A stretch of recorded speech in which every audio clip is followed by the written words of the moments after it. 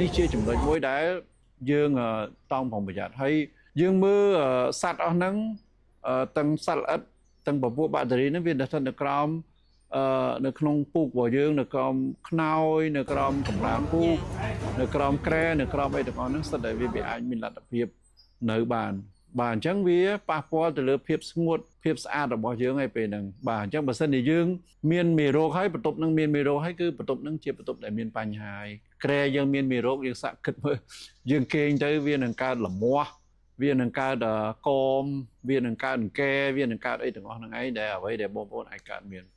បាទចំណុចទី3បងប្អូនគឺតកតងជាមួយនឹងមុខងារបន្ទប់គេងហ្នឹងវាបាត់បង់វាជាបន្ទប់ដេកដល់ពេលយើងយកទៅមើលទូរទស្សន៍យើងយកទៅលេងទូរស័ព្ទយើងយកទៅហូបអាហារលើហ្នឹងអញ្ចឹងវាคล้ายទៅជាបន្ទប់បាយវាคล้ายទៅជាបន្ទប់មើលទូរទស្សន៍វាคล้ายទៅជាបន្ទប់ភ្ញៀវទាំងអស់ហ្នឹងវាតួនាទីវាចាប់ផ្ដើមប្រែប្រួលហើយការពិតបន្ទប់គេងគេធ្វើសម្រាប់ដេកតាគេធ្វើសម្រាប់គេងតាទទួលទានដំណេកតាអញ្ចឹងបើសិនជាយើងយកទៅធ្វើរឿងអស់ហ្នឹងគឺអាតួនាទីបន្ទប់ទទួលទានដំណេកហ្នឹងវាបាត់បង់ហើយកាលណាវាបាត់បង់ហើយយើងចាប់ផ្ដើមផ្លាស់ប្ដូរអារម្មណ៍របស់យើងជាពិសេសខួរក្បាលរបស់យើងខួរក្បាលហ្នឹងចាប់ផ្ដើមគិតថាអូកន្លែងនេះជាកន្លែងហូបបាយតែមិនមែនជាកន្លែងគេងទេអារម្មណ៍របស់ខួរក្បាលមានន័យថាលែងមានបន្ទប់គេងបាទអញ្ចឹងបើលែងមានបន្ទប់គេងពេលដែលគេងហ្នឹងក៏គេងអត់ស្កប់ស្កល់ដែរគាត់គិតថាគាត់កំពុងគេងនៅចង្ក្រានបាយទៅដឹងគាត់កំពុងតែគេងនៅក្នុងបន្ទប់ញ៉ាំអាហារទៅដឹងគាត់បន្ទប់គេងនៅក្នុងសាឡុងទៅដឹងអាហ្នឹងជាអារម្មណ៍ដែលបងប្អូនអាចកើតមានព្រោះខួរក្បាលយើងប៉ាកែណាបងប្អូននឹងចាំនឹងពិចារណាដូចយើងដែរ